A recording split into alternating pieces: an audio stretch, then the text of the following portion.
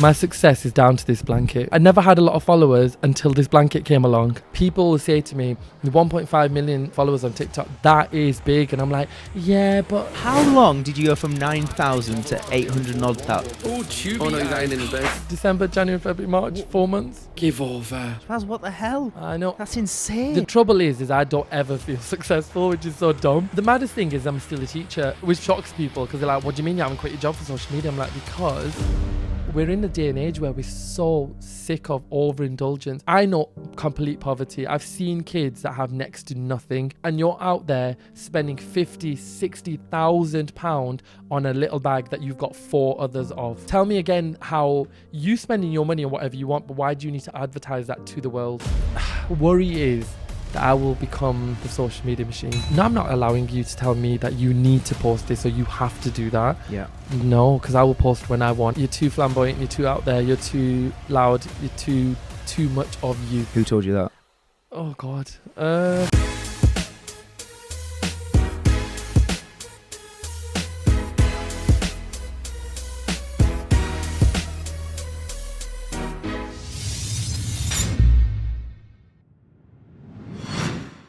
Shabaz, welcome. Hiya. Hi. It's good to have you. I'm liking the get up. Oh, thank you. I Yes. bring a Harry Potter blanket with me everywhere. Do you always have to look like you're in bed? Is that part of the brand now? Yeah, because I think people don't recognise me in the streets. Then they're like, "Who's this person?" Because he's not sideways and he's not got Harry Potter, Got ya. blanket on. So, And it's important to get recognised everywhere you go, right? No, do you know what it is? It's not that. It's the. Do you know this Harry Potter blanket has become a security thing, right? Because I honestly, my success is down to this blanket. I never had a lot of followers until this blanket came along, and So it's like a lucky charm. 100%. And so you can't travel just in case. Like, this will be a rubbish podcast if we don't have it potentially, right? Yeah, 100%. No, I'm kidding, but it's just. No, I get it. I used to have a thing like when I used to go for auditions when I was younger. I had a thing like that was, I called it lucky fur, and I would take a little bit of fur off my cat and I'd put it in my pocket. But how old were you then? I did do it up to about 18. All right, okay. Well, I was gonna say, like, if you were like 11, that'd be understandable. I'm like a grown man with a blanket, but you know.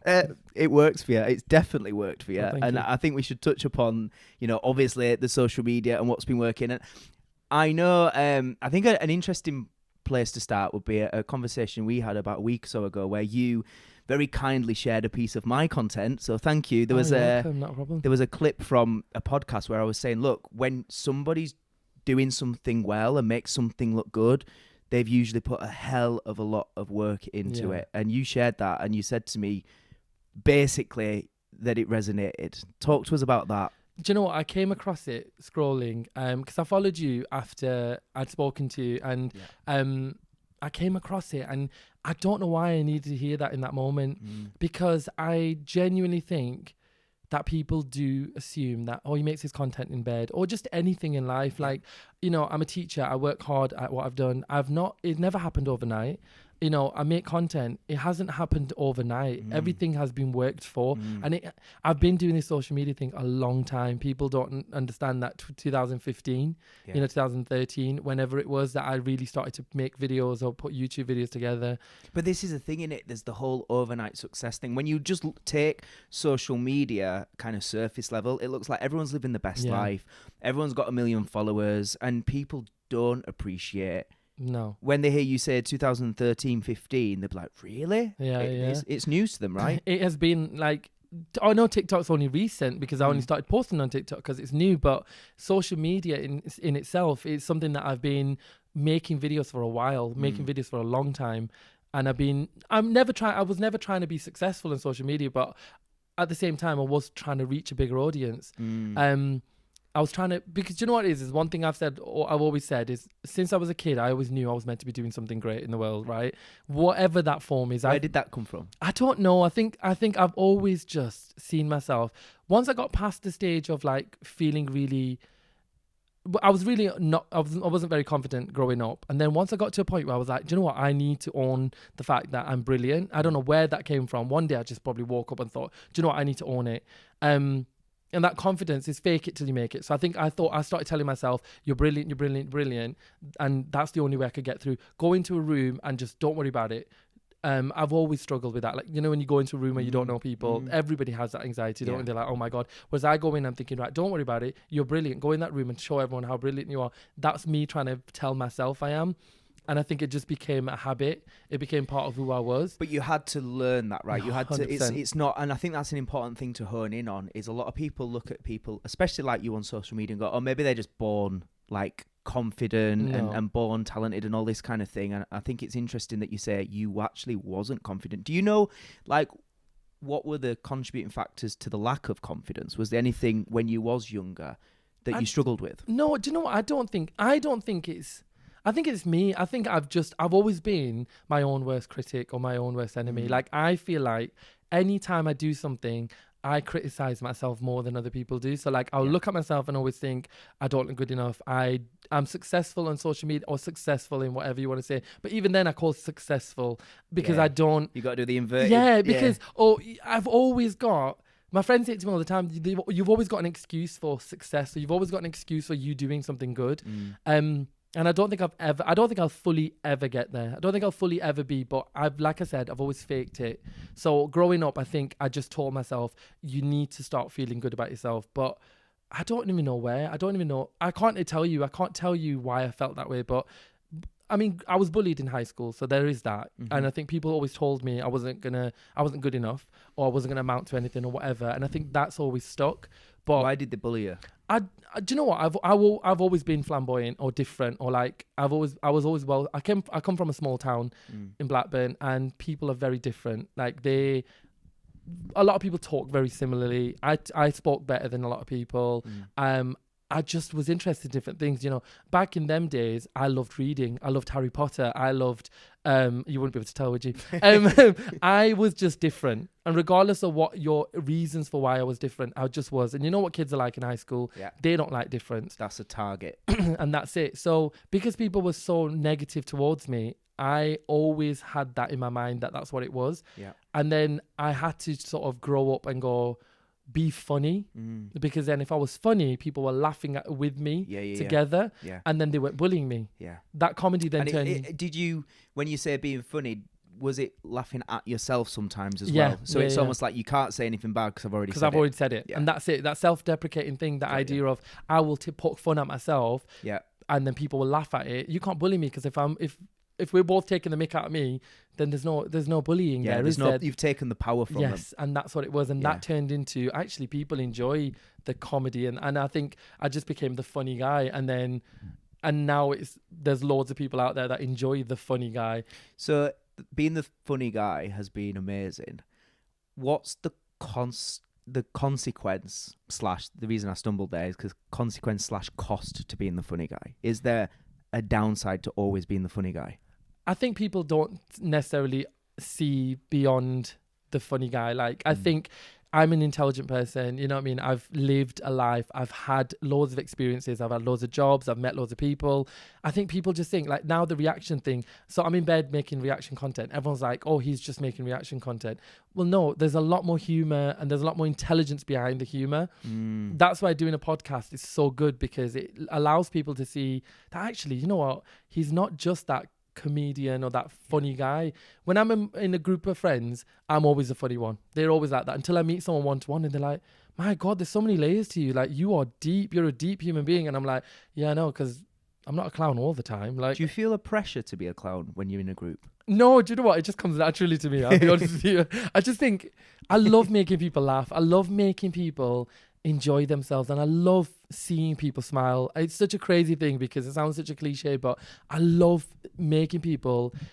In my group of friends, I've always been that person that I'm sat here and everyone's sat around me. Whenever I go out, if I'm even now, staff meetings, I'll be sat, the meeting will be going on and everyone will just be staring at me and waiting for me to respond to say something. Dinner time, like when all the staff go for lunch, they'll all be sat waiting for an anecdote or a story or something from Shabaz. There's one teacher who literally comes in, she only comes in on a Tuesday and she has lunch with us on a Tuesday, and she goes, I just wait for Tuesday lunchtimes because I'm like, what's Shabaz going to say today?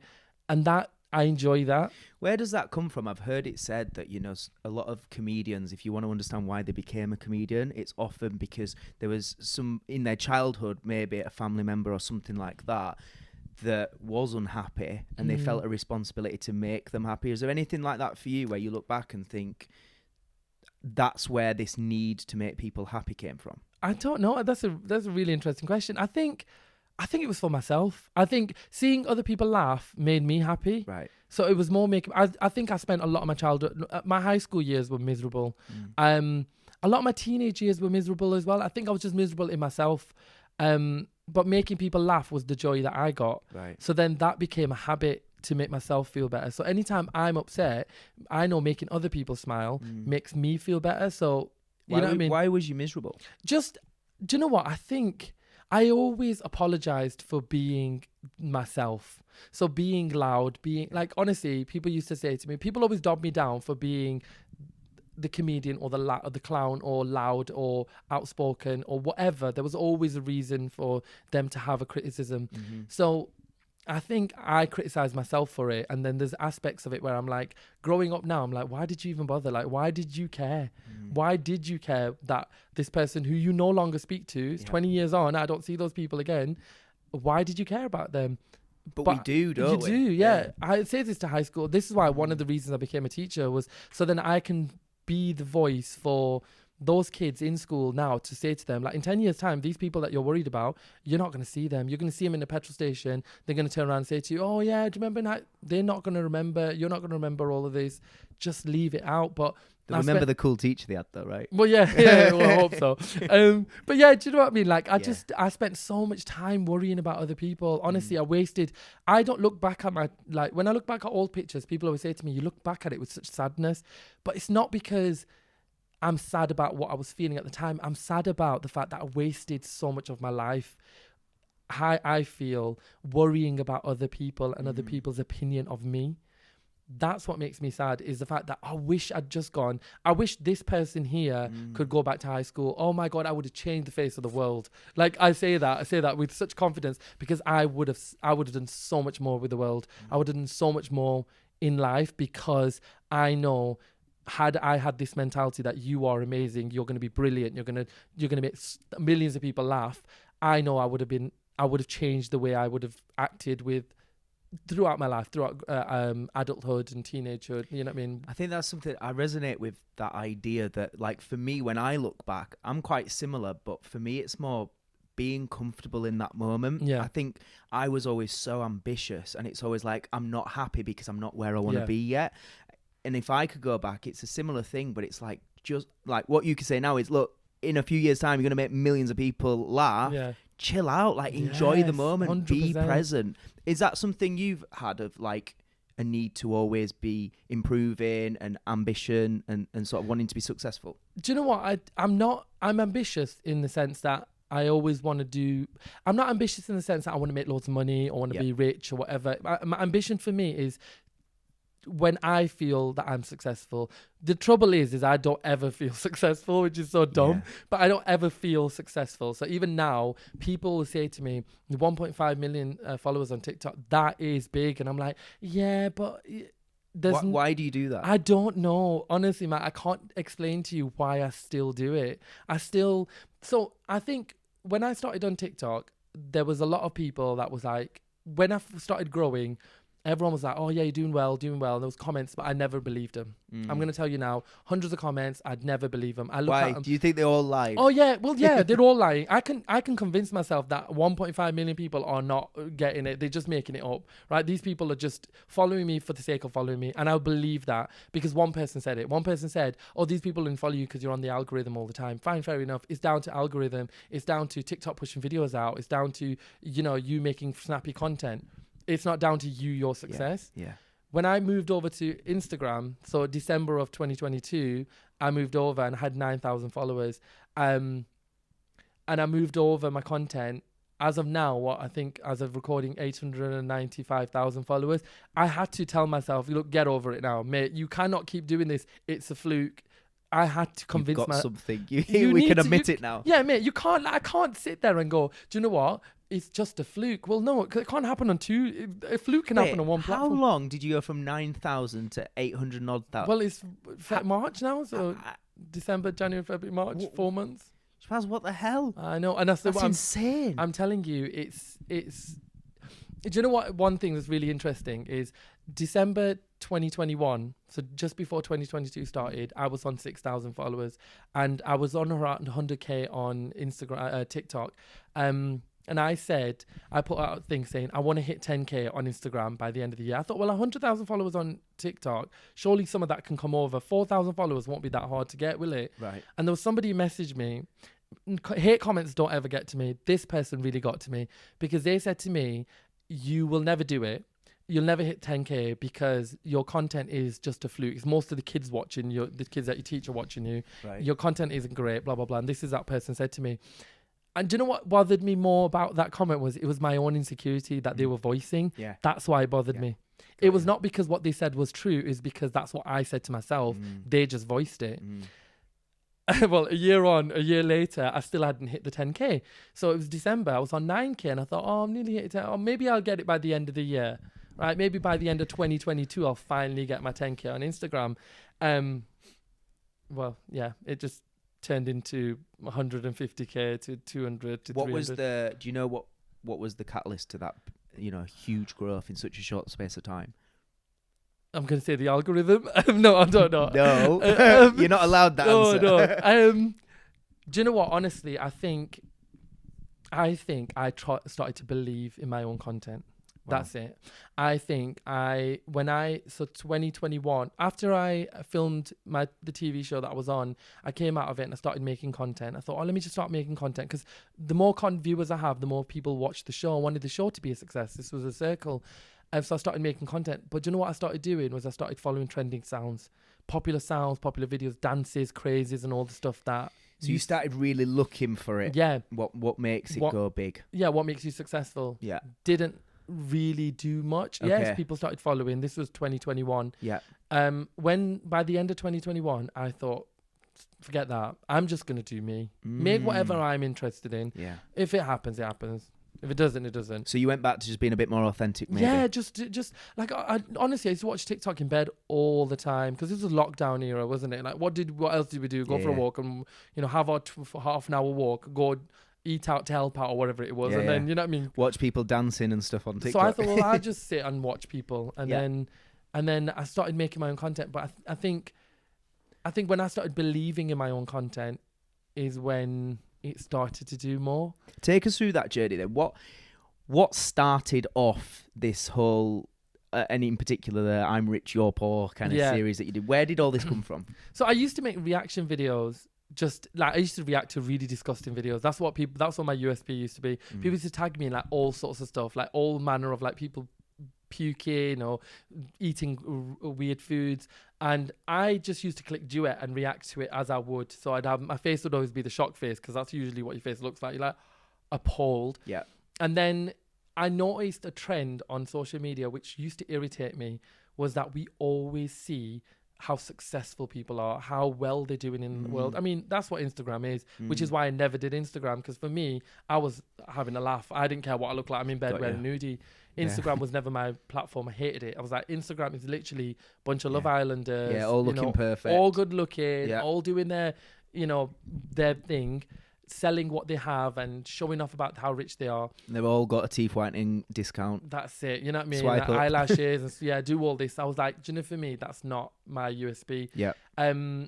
It was when I started watching content. It was one video I watched. It was the Ice Cube thing. That's what sort of started it off. It was this new trend where buy a bunch of Ice Cube trays and people having enough time in a cost of living crisis to be able to do that. I was like, you must be rich to do that, because you must not have a job in order for you to sit there and make various different flavors of ice cubes. Because surely someone that has a 9 to 5 ain't got time to do that. We come home from work, we're tired, we're going to bed. I'm not sitting up making ice cube trays and all that, am I? So I thought, let me voice over what you're actually saying. Yeah. So it was the idea of like, you're not saying to us that these are cool ice cubes. What you're saying is, you're poor, you ain't got time to do this. Yeah. So I thought, why not voice it over in what I think this person's saying? Yeah. So that's what it started it off. It was voicing over as this rich person going, hi, I'm rich, you're poor. I've got time to make these ice cubes. You've got no time because you're poor. And it just turned into this movement. It sounds really stupid, a movement, because now there are people we're in a day and age where we're so sick of overindulgence. Yeah. Look, I'm not going to criticize people that spend their money. You spend your money on what you want. You work hard for it. You do what you want. You don't need to overindulge, and you don't need to show it off in the internet. We've gotten so used to seeing it that we think it's okay. We think it's okay that when people can't afford to, I know complete poverty. I've seen kids that have next to nothing. And it always upsets me because I know I've seen kids that don't even have like clean uniforms, or, you know, new pair of trainers or anything like that, or even food, basic necessities like food. And you're out there spending 50, 60,000 pound on a little bag that you've got 4 others of. Tell me again how you spending your money on whatever you want, but why do you need to advertise that to the world? That's what my issue was. But what do you think the solution is? How do we stop people thinking they get validation from having a Louis Vuitton bag or whatever? Having more people like me that call them out on it. Like, you call people out of it. You stop watching it. Stop watching people posting stuff. Stop following celebrities. Like, with all due respect, Kylie Jenner doesn't need 345 million followers, because what she's showing, their entire TV show is based not anymore on their personality. The Keeping Up with the Kardashians was hilarious because it was a bunch of sisters being sisters, and that's what everyone loved. Just them being, rich, but them being sisters and just doing sister things, arguing, fighting, whatever. The relatability angle. That's it. What is it now? It's what product I'm selling, Skims, this, that. It's always something. My tequila brand, my makeup, my new makeup. I'm a billionaire now. How is that related? I'm from Blackburn. You know what I mean? I live in a terraced house. How can I relate with Kim Kardashian and her Skims billionaire fortune? I really can't. We're so consumed by that. We think it's normal. We think it's okay that you can sit there showing off about how much money you spend. It's not okay, especially in today's climate. You said there it's like a movement. Was that the aim that you had? No. What was the vision? What did you want to do with this content? Nothing at all. Honestly, it was just to take the mick. I'm always been a clown. Do you know my biggest humor is always, like, you can ask any of my friends, and even before this, I was taking the mick out of one of my friends, wasn't I? Like, that's my humor. It's always to poke fun at anyone and poke fun at all my friends. That's it. So I was just poking fun at these people.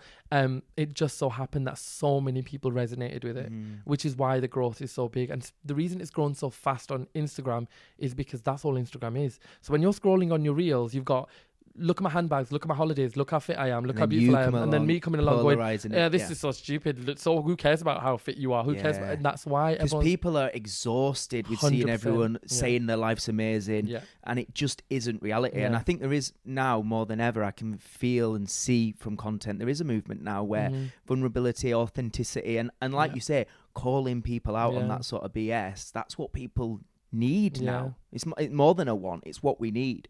So, with regards to, you said there, like there was no kind of vision for it. It was just being authentic. Do you think a lot of people are trying to figure out how to make it big on social media, and there's all these gurus saying, I've got the blueprint, swipe up, join my course, that kind of thing. What would you say is your advice to somebody who is doing well on social media, whether you can admit it or not right now, as we've established? What would your advice be for people? Honestly, just have fun. I say this to everyone. I say this to kids, and I say this to trainee teachers. Have fun in what you do, and you will find that people will join you on that journey. If I'm enjoying what I'm doing, then people that join me. And if they don't, they're lost. Like, I've said it to you, I always knew that deep down, I'm supposed to do something amazing. And whether that was teaching, whether that was small scale, whether that was 100 followers or 1,000 followers, I knew that I was supposed to do great for them. So it wasn't about the numbers? Never about the numbers. Genuinely, ask anyone that I know, I never follow the numbers. Now that I'm nearly reaching 1 million, I like doing it. Like, oh my God, I'm nearly on 1 million. It's brilliant. Once I hit that, I'm like, I'm done. Like, as in, I've chased I'm nearly on 1 million. That's the only time I'll ever chase the numbers in a sense where I'm looking, going, oh my God. But now, on Instagram TikTok was the same. Once I hit that 1 million, I just was like, okay, cool. I don't look at my numbers. I look at the comments. I look at the people that message in my inbox, the 50, 60 messages I get in my inbox every couple of hours. That I look in there and I read the comments about people going, I've gone through depression. You're helping me with this. You're making me laugh. That's what's important. But because I enjoy that, the content just follows. And it's easy for me to say, isn't it? With 1 million followers, it's easy for me to go, just have fun. But genuinely just enjoy it. Yeah. Why not? And be more focused on the impact it's having. What's the benefit? What's the reaction? What are you trying to do? What are you trying to achieve? Why are you doing it? Yeah. What are you trying to achieve? If you're trying to achieve because you want to spread awareness about, bullying, do that. Focus on that. You want to help people strive for success, do that. Enjoy doing that.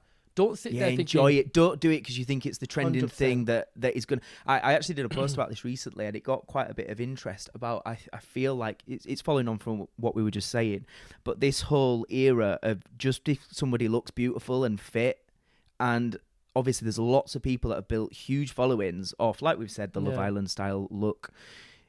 I think they've got a shelf life because 100%. I think we're all getting like desensitized to fit people. If there's no substance, if there's no value beyond looking sexy, I think if that's your social media strategy, your days are numbered. 100%. But that was lockdown. Lockdown proved that for us because you couldn't go have those meals. You couldn't go to those flyer to Dubai because you couldn't. We were in lockdown. When we went into lockdown, where was your content? What were you doing exactly? You were in your house doing the same thing as everyone else. Yeah. Your millionaire mansion was the same as my box bedroom. You know what I mean? No one had any different. Yeah, we were all in the same boat, and COVID got all of us. Yeah. So regardless of who you were, and that's what changed things. That's what changed social media and the trajectory of social media. And people's perspective on what to value, I guess. Because life was so fleeting, it was so short that doesn't matter what you had in that moment. You just wanted to be around your family and your loved ones. There were people who couldn't see their loved ones. So I don't care about you posting about your 15 Birkin bags or the fact that you're at some brand new show every other, you're flying to Dubai, you're flying across the world. No one cares anymore. And that's the truth, is we are less. And look at them, they're all doing the same thing. Even traditional celebrities, all these people that's posted about that, what are they trying to do now? Be relatable. Yeah. I pull Kylie Jenner as an example. She's now moved to this TikTok era where she's being herself and she's sat in a bathroom and she's just being her normal silly self. Why? Because you know that nobody cares about how many millionaires, how many £1 million cars you've got, or you know what I mean. No one cares. We're over it, Kylie. We're so over it. She's definitely watching this. Yeah, that told her. Yeah, she's gonna sue you. Matt's podcast, not mine. Just saying, sue him. What you said there about obviously the impact that it's having on people. Yeah. What's been some of the craziest things that have come out of having this following, the opportunity? As we speak right now, I saw Davina McCall has just shouted you out on her podcast. How's this? Like, how does it feel when these kind of crazy things are happening? And what's some of the maddest stuff? I think, do you know what? The maddest thing is I'm still a teacher, which shocks people because they're like, what do you mean you haven't quit your job for social media? I'm like, because I think that's the reason why I enjoy it so much. Firstly, I grew up in an Asian household and our parents never allowed, I was never allowed to be doing all of these things unless I had a job first, right? So it was a case of, yes, feel free to go explore the world, but get a degree, get a job, get some money, get a mortgage, and then go and explore the world. Okay, so I've always had that mentality that, yes, I can explore these things, but I need to have an income at the end of the day, which is why I don't chase the social media thing, which is why it grows. So it's like a circle, isn't it? Yeah. But yeah, I think the craziest thing is traditional celebrities. For me, for kids these days, TikTokers, YouTubers are celebrities. Like, believe me, I cannot tell you how many kids will see me and I'm like, what is it that's just what is it that's making you feel this way? Because it doesn't do that for me. They'll be like, just try. And I'm like, but I don't get it. What is it that's doing that? Do you get this at your school? Yeah, I mean, that's my school because they know I'm always there. So they're like, it's fine now. And then they start acting like they're too cool for it. They're like, I don't care. Like, they're over it. So it's Miss Rally. You're like Kylie to them. Yeah, like Miss Rally, who cares? Yeah, so what? You got 1 million followers. They don't care. No one watches it anyway. I'm like, well, 1 million people would disagree. You had to say that to the kids. No, because one of these kids was like, one kid said to me, he was like, no one who watches the content, it's really cringe. I was like, well, I think you find 1.5 million people would disagree. And it was like, yeah. Let's look at your followers. Yeah, I was like, ask your mum and dad because I bet they follow me. No, I don't. But you know what I mean? Like, it's the... for me, traditional celebrities, Davina McCall, my God, I watched this woman. She was Big Brother. You know what I mean? I watched this woman grow up. There was a show called Don't Try This at Home. Do you remember that? Davina was Davina, wasn't she? And the she fact still that, is. Davina is Davina. The fact that she watches, like, it's so funny because my mum still buys her hair dye, right? And she buys Garnier hair dye. She goes, get me the Davina one. So it's just really weird that, like, traditional celebrities, for me. Did you know she would be talking about it until the podcast came out? So she's followed me. She followed me. So and she comments. So when I see Davina McCall commenting, I'm like, Davina McCall's watched my video in her bed, probably with an hoodie on, watching my content, going, he's really funny. Frankie Boyle said that I was funny. Alison Hammond, Harry Styles. Jesus. So yeah. What did he say? That he thought my content was funny. Just what? But because you know what it's like with us, traditional celebrities are people that are so unobtainable. Like they're out there touring the world. They don't sit watching on their phone. When I see that they are just watching me on their phone, scrolling and seeing Shabaz pop up and going, oh, he's really funny, it blows my mind because I'm like, they've seen me and they think I'm funny. What about the people that you're duetting with and obviously taking the piss out of? Have you ever heard from any of them? Is there any love it. funny stories? They love it because they get some more following and 100%. They can get more rich. Some of them love it. Some of them love it. Don't get me wrong. There was this one woman, right? My God, she irritated the life out of me. She literally tried to sue me for it. Really? Yeah. I put a video up. She copyright claimed it on TikTok. She copyright claimed it on Instagram. She copyright claimed it on YouTube. She was fully on this whole idea of, why did you do that? I was like, can you not see the humor behind it? I'm not criticizing you per se. I'm just criticizing the life of what you. I get it. Like what she stands for. Yeah, I get it, because obviously in her mind she's like, well, I'm rich and it shouldn't be criticized. So I get it. And you're poor. Yeah, you're poor and you're just making content of my rich life. But me. Yeah. Oh no. What would I do if I don't have an extra million in my account? She really irritated me because I was kind of like, just get over it. Like, you post your content, she posted her content on the internet. There's the ability to duet from it. Then why are you copywriting it if you've got the ability to duet from the video? Like, you know, people are going to criticize that. Don't get me wrong. It's insecurity again. And I think a lot of the time why people become rich is because something's missing within, as in they feel insecure or they don't feel good enough. So then they've achieved that thing. Obviously, this is different to mummy and daddy's money and that kind of thing. Oh God, don't talk. But start with generational wealth. Obviously, but those people that have gone out and earned it, a lot of the time they've chased it, in my opinion, for the wrong reasons, which was just they don't feel comfortable in their own skin. 100%. Now you're attacking the one thing that made them feel good. Yeah. And I think sometimes those that are advertised, rich people don't advertise they're rich. Yeah, the real wealthy people. Okay, there's a difference between having money and having wealth. Yes. Wealthy people don't advertise their wealth. Yeah. Rich people or people with money advertise they have money. Yeah. And that's the people I'm sick of seeing, because it's the case of, yes, you have the money that you have, probably from a rich parent, let's be honest, probably from whatever luck or whatever hard work you've put in the world. If I've worked my backside off to achieve what I've done, there's no way I'm boasting about it. Yeah. If I work from the ground up to earn what I've got, there's no way that I'm showing off to the world the truth, right? Those people that have grafted will never show off about what they've earned through the graft. If I make money off doing this and podcasts or, you know, merch or whatever, there's no way that I'm going to be showing off wearing a designer bag to a bunch of people. That's just not who I am, and that's what the world isn't full of.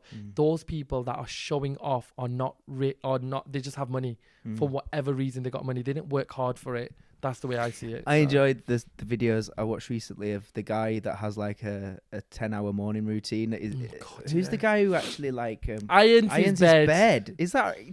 I mean, who does that? No, he doesn't iron his bed. I'm telling you, he probably irons his bed and then crumples it up, then irons his bed again, and then crumples it up, and then puts that footage together. Because if you notice, he's always wearing the same clothes, and the same outfit. So he doesn't do. I think he just irons his bed and puts it together as 5 different things. But it's worked for him. I guess it's got him out there. But it made me laugh a bit that you say, when you say about getting out of bed, but actually you haven't got out of bed. You've got out of bed first. You've set up the camera to then film you getting out of bed. How am I stretching? Going, oh, it's been a tough morning this morning. When you've not just got rubbing my eyes, going.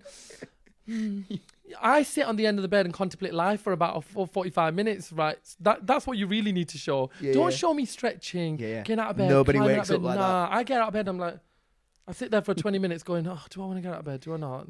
Show me that. Show me the realistic. And that is different from the I'm rich, you're poor content, but that's similar to this content of like, you show your life as so perfect, don't you? Like, I get up, I make some porridge, I got my Peloton bike, and then do... No, we don't all do that, and you do that. That's your vlog. I think I seen it James Smith do one the other day, where he was like doing a comedy sketch where he was pretending to be this ideal person, and then in between he's eating pizza and he's like sat on his ass, because look, we all have good days where we have that perfect routine and all the rest of it, but the reality is what that does more often than not is it just shames people into feeling the shit, because they're just seeing you show up day in, 100%. Day out, and actually. What I love about what you're doing, yes, it's funny, and yes, it's relatable in that sense, but it's actually teaching people that it's okay to not have it all perfect and your life figured out and a wonderful mansion and blah, blah, blah, blah, blah. Yeah. You spoke just before we started recording about the TV show that you did. Was it The Circle? Yeah. Well, I've filmed another one recently. So I did The Circle, and then I've just filmed one in September gone, and that's coming out soon as well. So talk to me about The Circle. You said it was a really challenging thing that you did there. Yes. Like I said, I grew up being told by people I never really fit into any group, right? I've always felt an outsider. That's always been my thing, and I've always been my biggest insecurity is feeling like an outsider. Even now on social media, I have a following, I have tons of people, I still feel an outsider. Go to social events, I'm still an outsider. And I've always felt that way. So, why do you feel it now? I don't know. I genuinely can't tell you. I mean, I need to see a therapist, maybe. I don't know, but whatever. But I'll give you my number. Yeah, no. Honestly, I've got a good one. Genuinely need to see one. But I think I've always had this outsider thing that I've always felt that way. So, but I've always told myself that you are brilliant. Right, so don't ever let yourself feel like an outsider. You are brilliant. You are Shabaz. Don't worry about it. And that's that faking it to make it. So when I did The Circle, the premise of the show is to be popular amongst a group of strangers. So that puts me back into my teenage self that's trying to impress these people by trying to make friends and trying to fit into friendship groups and fight to be someone's friend or this friendship group or that friendship group, and them not allowing me in. The worst thing was I voiced that opinion, that was my insecurity. The situation I got put into, I went in as like a bombshell contestant, like the idea that go in and cause some trouble, which I have no problems with, right? You want me to cause trouble, I cause trouble. It's a TV show, it's not real life, right? I will cause trouble for anyone just to have a laugh, because life is so short. Who cares? Just enjoy yourself. And I went in there to take the mick. These lot were fully immersed into it. They'd been in there 4 weeks. They were fully immersed into it, eating, breathing, living The Circle.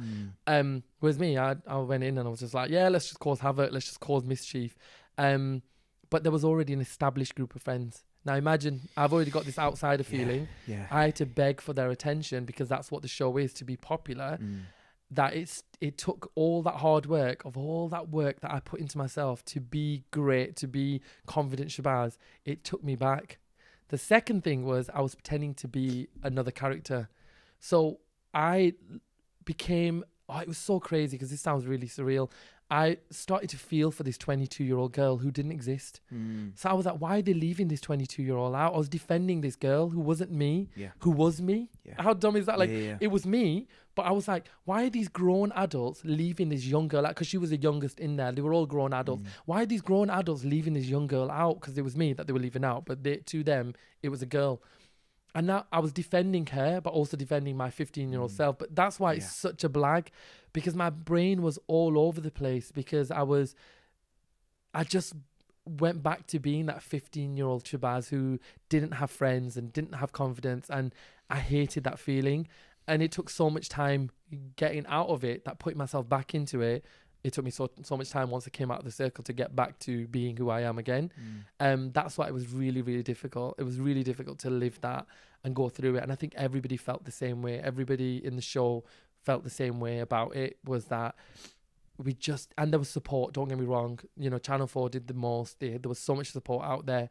But sometimes you don't want it. You don't want the support, because nothing you can say will ever make me feel better. That's why I never saw a therapist, because nothing you can say. I have seen one and they have been helpful, but I know that the only person who can help me is me. That's how I felt. And sometimes that isn't always most helpful, but I've always felt that what you say to me is never going to be as good as what I say to me. I need to, because you can sit there now, Matt, you can say 100 good things, but unless I tell myself those good things, I'm never going to believe them. So coming out of the show, it was the idea that I needed to get myself back to the point of, Shabaz, you're brilliant, you're brilliant, you're brilliant. Keep telling yourself you're brilliant, you're amazing. Don't worry about people. People love you. You have friends, you have family. Don't worry about it. But living in it, waking up, being consumed by it. And that's why I never judge people on reality TV shows, because when you see them fight and scream and shout and cry, you do not know it until you've lived a reality TV show, how much you're immersed in there. I knew these people for 2 days, but I would have given my life for these people. Genuinely, because I would have defended these people to the earth, because I felt it so strongly. Because everything's heightened in that environment, 100%, isn't it? like 100%. Like the friends I made, what's really funny now is all the people that I met on that show, if you ask them, the one person that they know they speak to the most is me. I was on the show the least, because I really cared for these people, because I didn't want them to feel the way I felt. So I felt so alone after I came out, because I went in last. I didn't have friends. They all had group of friends. They all knew each other. I never want them to feel the way I did. So I made sure that every single one of them, I rang them every single day. I made sure that when their episodes aired, when they got blocked, so you get kicked out, evicted and stuff, I made sure I messaged them. If they were getting hit online, I messaged them. There was 15 people in that show, 16, I can't remember how many there was. I messaged every single one of them individually. Some of them never kept in touch. That's fine. But I made sure that I did the best I could for these people. And if you ask them now, they will say that. They'll say, he's the one person that always made sure we were okay. Some of them even took the mic. They were like, do you work for production? Because you really do seem to care so much. Was that because I don't want you to feel how I felt. I never want other people to feel that way. So, but yeah, you've touched there about that idea of obviously feeling like an outsider and not feeling good enough. Have you ever had particularly low times in your life with your mental health? I think we all do. I think it's nice now, because I feel like we're in that place where we can just acknowledge it. We can acknowledge the fact that, yes, we do struggle. Stigma. Yeah, there isn't. And I think, don't get me wrong, there are those people on the internet, those dark corners in the internet where they're like, we live in a woke world. I hate that older people use the word woke as a criticism. Because yes, I am woke. That means that I'm more aware of the impacts of how you treat people. I'd like to talk about mental health, but yes, I'm more aware of my own mental health. There have been times, don't get me wrong, as a teenager, when you're bullied in high school, it's the world's going to end, isn't it?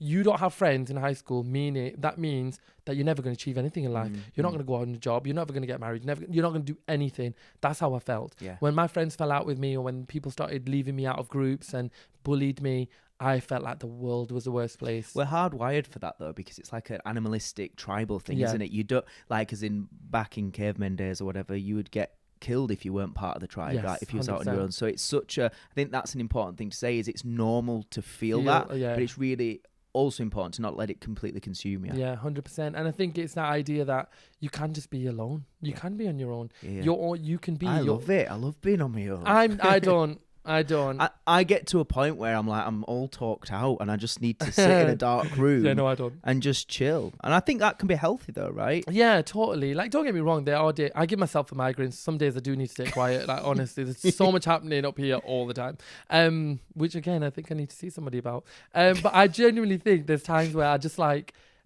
I don't like silence. I don't like the emptiness. So this is really funny, because this is what scares me about the sea and space, is that vast emptiness of silence. It's so crazy. I can't get my head around the fact that it doesn't end, as in space never ends. This is it. Like, so, how is that possible? But this is everything ends. Yeah, but it's that vast emptiness in the world, isn't it? And the vast. It's crazy. Yeah, I can't do with silence. So, well, it doesn't help in it, because when you're on your own, what do you do? So I just talk to myself. It's just easier, or just. Yeah, have something on. But even like, do you, when you get up in the morning, when you're getting ready for something, do you have something on in the background? I don't know. I do have. I have something on in the background the entire day, and it's always Friends. But I have Friends on. So the minute I get up, I put Friends on. I get up, go to the shower, do everything I need to do. It's on. Even when I drive, I don't watch it, but I have it on the back. I have it on the background. I'm listening to a podcast. There is never a time, even if I need to do one thing, like get up and just clean my room, I'll have to have something on. Does it work for you? 100%. Because that's the thing. I think some people would listen to that and go, "Oh, being comfortable in silence is important, and being able to be alone is important." But I think it's about what works for you, right? 100%. I think some people need it. Some people need the silence. Some people need their own time. I don't. So I'm fine with that. I'm fine with the fact that I don't need to be on my own. I need to be surrounded around people, sometimes even virtual people. You know what I mean? The idea of like sound.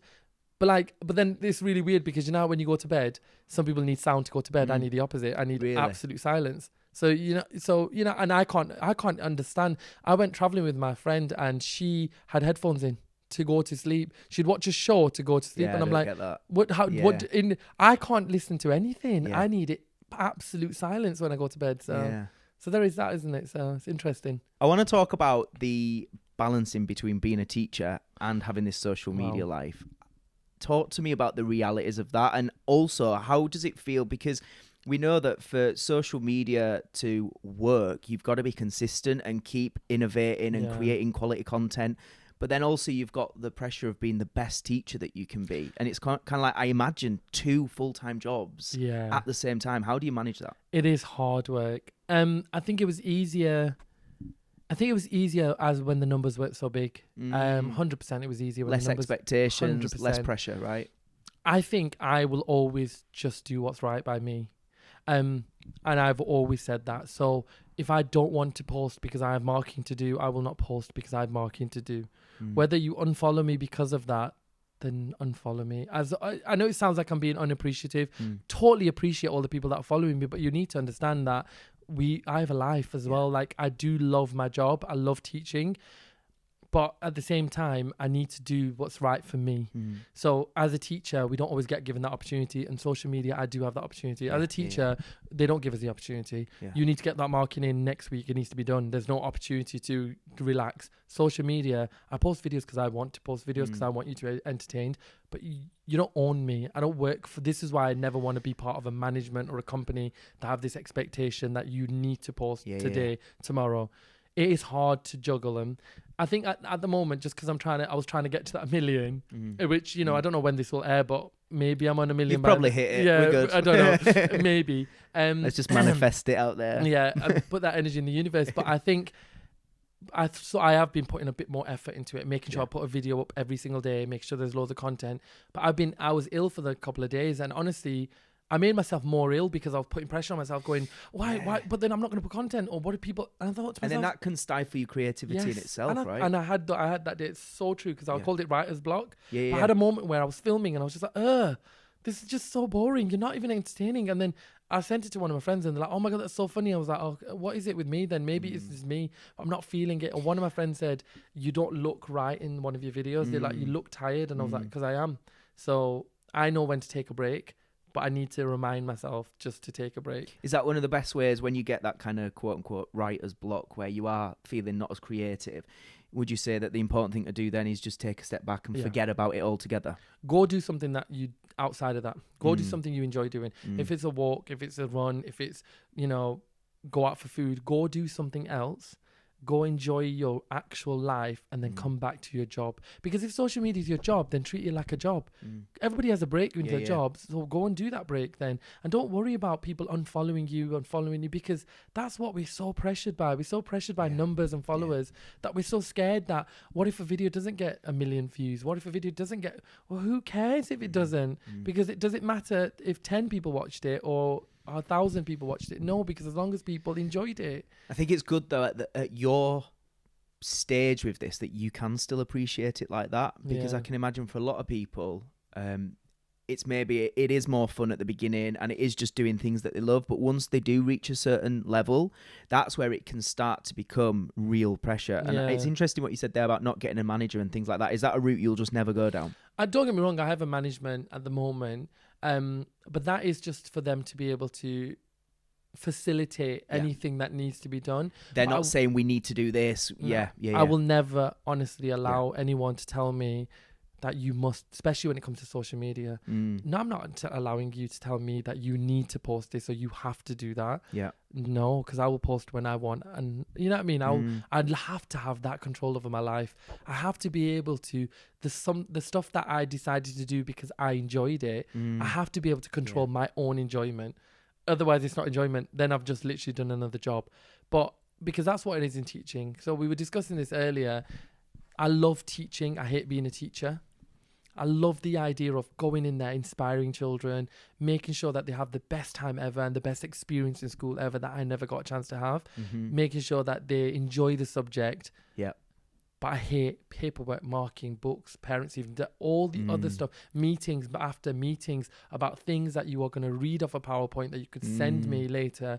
Why do I need to attend just to these tick things? boxes and All follow a this stuff, certain yeah. And that's the same thing in social media. I love making content. Yeah.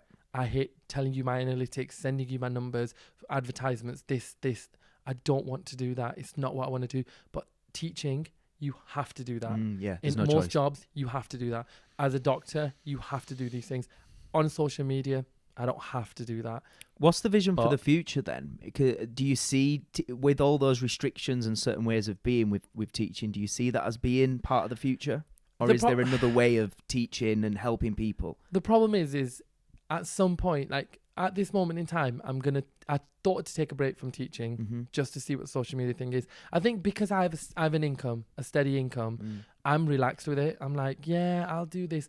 I think my issue is going to be I can't do them both at the same time anymore. Yep. I'm so exhausted by doing them both.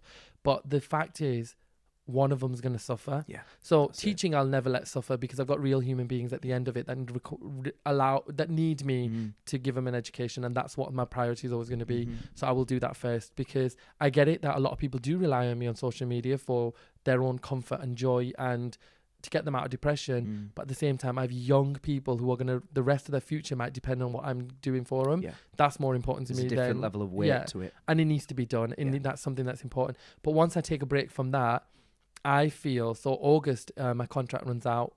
Whether I renew it or go off to do something else for a couple of months, I want to see what social media is like for a couple of months.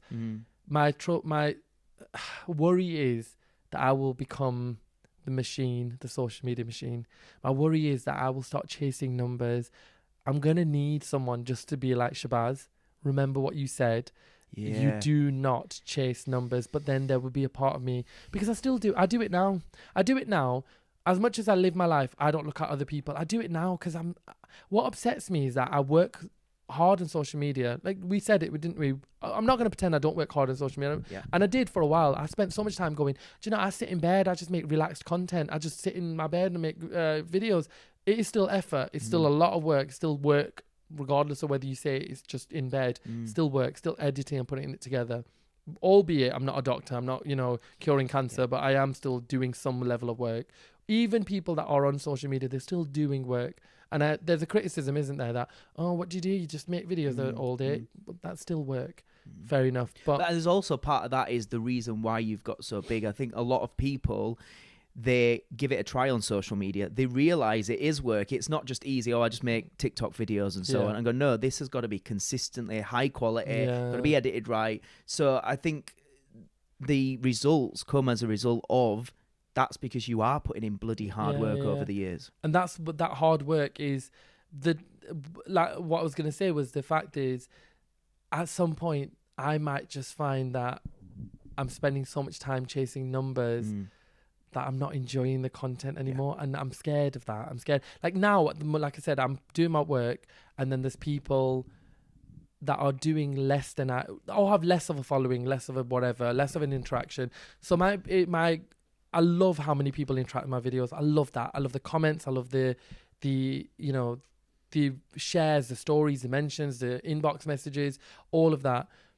And there's people that have less of that that are doing so much more. And it always begs the question, what am I doing wrong? And I criticize myself over it. I'm like, why am I not getting the opportunity to go to premieres or go and do all these amazing things?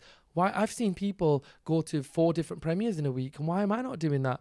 And then that's when I took a step back and I was like, oh, Shabaz, you are already falling down that trap. Because that's the thing you are the complete opposite of. Like, you do not look at... So that's what you built your brand on. That's it. So why are you doing the same? Why are you... But I'm not looking at people with money. I'm looking at people with social media and going, oh, but why I not got what they've got? Yeah. And that's where I thought to myself, no way. Like, it's genuinely... I woke up this morning and I was like, you are not going to go down that route. You are going to do you. Any opportunities that come will come for you, and if they don't, it's not in your fate. It's not in your. It's not written for you. You do what's right by you, and that's what I need to be grounded and stay in. That all the opportunities that you get are down to you, and the rest is not. What everyone else is doing is none of your business. I love it. I think it's a healthy mindset to have and a well-grounded attitude, because I think when people do get caught up in all the external BS. Then often they're forever chasing it. When is enough? It's always I need more. When where you can find more of a kind of wholesome approach, I think that's important. You spoke about or you told me about there's another TV show coming out. Is it Strangers on a Plane? Yeah. I don't know how much you can say about this. No, I can tell you about it. That was brilliant, right? So you know the experience I had with The Circle. It was a completely different experience. Got you. I think the reason why is because I'd already done The Circle, so I knew that it was I went on it as work. I think reality TV, we think we're going on it as I'm just going to have fun. I'm just going to be myself. But I didn't go on it with that. Yeah. With Strangers on a Plane, I went on it as in, this is what I need to do. This is what I'm going to do. I'm just going to have fun. So I filmed it. It was it was August. And it was that I'd been traveling. It was awful because I'd been traveling for a while and then went straight from that to film a TV show. It's like Come Dine With Me and Four in a Bed and all that idea where 5 strangers go on one holiday. So we went to Portugal, Porto, and we all pick our ideal holiday. So like someone will pick like a crazy clubbing holiday. One will do in the same place, but everyone does their own version of it. And then in the end, you pick a winner. So you judge them on their day activity, their evening activity, the hotel, and them as a host. I'm a brilliant host, right? But I was the day 4. So I watched each person complain about the things they hated and I did the opposite of that. Strategic. Yes, I was really clever because the rest of them hadn't done much TV work. I had, so I knew what did I want to do. I was really, really strategic about it. I was like, don't get me wrong, I love these people. They were brilliant human beings, but I was watching. So every time someone complained about like having to wait so long, I made sure that when it was my day, no one had to wait. They were tired in the daytime. They needed bottles of water. I made sure everyone had a bottle of water. I asked them what their individual favorite drinks were. When they got to my hotel, all their drinks were laid out for them. I did the extra stuff just to sort of get the extra points. I was like, I'm going to be clever about it. But I really enjoyed it. I enjoyed it because I stuck to my formula. I stuck to the formula of enjoy yourself and everything else will be good. And that's what I did. I didn't go on there with the pressure of, do I need to get an appearance? Do I need to be on 100 million episodes? Do I need to be in the camera all the time? No, I just went on for, I've just had a holiday. I'll have another holiday. Why not? You know what I mean? I've literally, might as well film this one. Yeah, exactly. I went on like 2 weeks. I went traveling around Europe. I just do another country in Europe and have a 5-day holiday. So it was brilliant. It's such a good experience. Amazing. All right, we're going to do some of the more quick fire. Go on. I'm not good at quick fire stuff. It's awful. Well, answer it fast. You can pause and we'll just edit it to make it look. Yeah, we'll make it look really smart. Okay, first one is, what's one of the worst pieces of advice you've ever received and why? Oh, change yourself. You're too flamboyant. You're too out there. You're too loud. You're too much of you. Who told you that? When I started teaching, there was a trainee teacher. One of them, like the mentors, said to me, "No, you're too much. You're too much. Wow. You're not going to do well because you're too much." Social media, when I started, people said to me, "You're too much." Anything I've ever done, people have always said, "You're too much." And I've always done the opposite of what they've said, and I've always been done well. That's it. Whenever people tell me you're too much, when people tell you you're too much of who you are, you do the opposite of it and you will do well. That's it. That's my advice. Okay, flip side. What's some of the best advice you've ever received and why? Oh, best advice. Oh, that's a hard one, isn't it? Because there's a lot of good advice that I've had. What's something maybe that stands out that you try and live by, aside from be more you? Make people, as long as you're kind and considerate and tolerant, the world will repay that to you. You are nice to people, you will get nice back in the world. You are good to people, you will get good. You are tolerant, you get tolerance back. However, don't have that expectation of people. So my friend gave me this advice. Sophie said that her therapist said to her that if you put a lion and a mouse in a cage, just because the mouse wouldn't eat the lion, doesn't mean the lion wouldn't eat the mouse. So you can't have that expectation from a human being that just because you wouldn't do bad to them, they won't do bad to you. Yes. And that's it. Don't have an expectation of people, but also be yourself 100% authentically, and the world will repay you, hopefully. Beautiful. But it might not, and that's okay. And that's fine. Yeah. Nice. Okay. What's one of the biggest mistakes you've made in your life, and what did it teach you? Oh God. The biggest mistakes I've ever made is listening to other people. I think listening to other people or allowing other people to dictate my feelings. Yeah. Has always been one. Giving too much away to people. So yeah, I think because you're naturally somebody who wants to make people happy. Yeah. And obviously then the flip side is you can get taken advantage of and things like that. And I think it's that. I think the biggest lesson I've learned is that you will always do well just being you. You will always just find whatever your gut feeling is, go with your gut, because it's always right. And if it's wrong, who cares? Yeah. Just go and do something else. Well, you learn quickly, don't you? If you 100%. make a mistake, that's how you learn. Oh, we won't do that again, sort of thing. I don't live my life with regrets. I went through so much stuff, like bullying in high school and stuff. Honestly, I cannot tell you. People say to me, "Would you go back and change it?" No. It's made you who you are. I would now. not go back. Yeah, because the person you see here would not be the same. There are things I would change in terms of like, I know there's parts of my personality that came from that bullied kid that I probably sometimes go, could do without. Like what? I'm quite defensive, so Okay. I will get you before you get me. Yeah. Because, and I don't see negativity. I see people trying to undermine me even when they're not.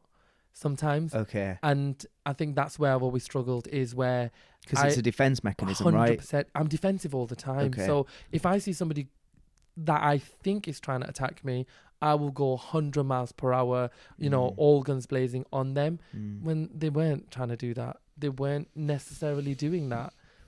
So there is that. There is a defensive nature, and I think I can be quite cold. If you sometimes I can say things that are really hard, and I don't realize the impact I'm having on another person because I'm defending myself. Yeah. So because I'm defending myself, I don't care what I'm saying to you because I'm defending myself. It's like an animalistic And gut that's instinct. so bad, because I've said things to people before that are so horrible, but because I was defending myself, because I was insecure and I had an issue with it, but I've said it to another person, and that's not right. That doesn't make me a good person, doesn't make me feel good about it afterwards. I have a bad conscience. Like, I can't sleep at night if I've upset someone, but if I've done it, if I've justified myself that it was because I was defending myself, I can sleep like a baby. But that's not right, is it? Just What are you doing to work on that? Are you working on that? 100%. I think I've just acknowledged it. I think I'm acknowledging it is the biggest thing, isn't it? I know that I do that. Yeah. Whereas I didn't. Growing up, I didn't. I used to talk to people and act like it was okay to talk to people like that, because that's who I like. Now, especially, I grew up around a lot of strong women and girls. I used to do that. Like, if somebody, regardless who they were, if there was somebody who was really catty towards me, I'd say things. But I need to acknowledge the fact that I'm a man. Me talking to a woman like that isn't acceptable. Me talking to someone younger like that isn't acceptable. That's what you need to realize, that just because you're defending yourself doesn't mean that you need to be as low as them. And I think social media's definitely given me that as well, because just because a bunch of people are criticizing you doesn't mean I need to go out there and be absolutely harsh about this person. They could just be having a bad day. Sure. So yeah, this might be a controversial one as you are a teacher, but a lot of what Success School is about is kind of just the suggestion that a lot of traditional education doesn't give us some of the tools that we truly need to live a happy, healthy, fulfilling and successful life. Based on your experiences of life outside of school, I know you spent a lot of time at school, but outside of it, what would you say if you was to give like 3 key truths, 3 key life lessons that you feel are not really hammered home at school, but are going to help people live the best life they can? What advice would you give? See, I think there's always going to be room, as much as people say, like, you know, we shouldn't have these things in this subject. If people are going to be like, people say it to me all the time, why do I care about atomic structure? I'm never going to use it. I'm like, but you might not, but there's a kid in that room that's going to, you need to use it. But that's it. You're trying to cater for everyone. Everybody's getting a Everyone's diet. got different and personality types, different wants, values. Yeah. I think one of the, and like PSHE has really, really needs to take a more of a forefront. It needs to be a core subject. PSHE isn't a core subject, so personal social health education, it's not a core subject. They are teaching things like, I've seen it, teaching consent, teaching things about when, you know, misogyny. They're teaching all that in schools now, but it's a side subject. It's considered, you know, oh, you got PSHE later, just do it in PSHE. Tick that box and we've done a bit. Because you have to do it. But it needs to be a core. There needs to be an acknowledgement from form tutors and teachers that this is important. So kind of important kind of people skills ultimately, and understanding each other better. Yeah, like definitely personal skills and how to interact with people, how to navigate the world. Yeah. Because young people aren't navigating the world. It's such a different world. I also think, do you know what's really important? To have a lesson on social media. Couldn't agree more. Why are we not doing that? So it's impacting just about everybody's life in a massive way. Whether you're older or younger, everybody's been impacted by social media in 2023. Yeah. And I think people we're not teaching young people how to navigate. I do assemblies on it. Because people don't really know how to, because it's still, new. I don't think we've seen the full consequences of it yet. Well, yeah. I think we'll see it in 20 odd years. 100%. And I think the problem is young people have too much access to too much information. I agree. There is so much information. The brains are this big and we've got so much vast information that they're not being able to put it together and go, what is it that I need and what don't I need? And I think we should be educating young people on how to use social media. The worst thing is, some of the worst things I've seen in some schools is some of the people that are supposed to be safeguarding don't know anything about social media. How are you safeguarding my child when you know nothing about Snapchat? When you're going to another teacher, i.e. me, and saying, tell me how to do this the Instagram thing. The Instagram. Do you know when you put the in front of something, you're older, aren't you? Like the Snapchat. What do you do on the Instagram and the TikTok? It's when you put I do it all the time, and the kids are like, "Say, are you on TikTok?" I'm like, "What's the TikTok?" But that's it. We should be educating them about social media. We should have a lesson dedicated to social media, because some people might make it a career. So why aren't we not teaching that and teaching them about But there's opportunity on there as well. It's 100%. Not just about the dangers. It's about what's the benefit as well. From it, and you can make a career out of it. I say to kids all the time, and honestly, it's my biggest lesson to young people out there.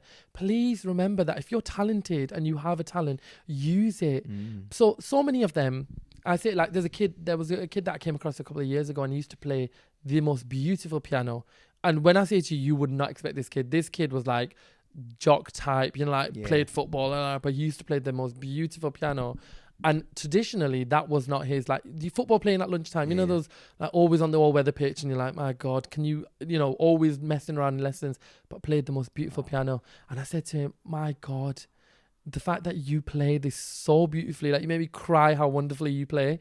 Why don't you put that on YouTube? Oh, no, I'm not doing that. That people take the mic. People. And I thought, but what if you did? What if you became a millionaire of it? Because you can become a millionaire of social media. What if you made millions of it? What if, forget millions, what if you inspired hundreds of other people and made them, music has so much power. So what if you did that, but people are so scared because of what other people are going to say that they're not doing it?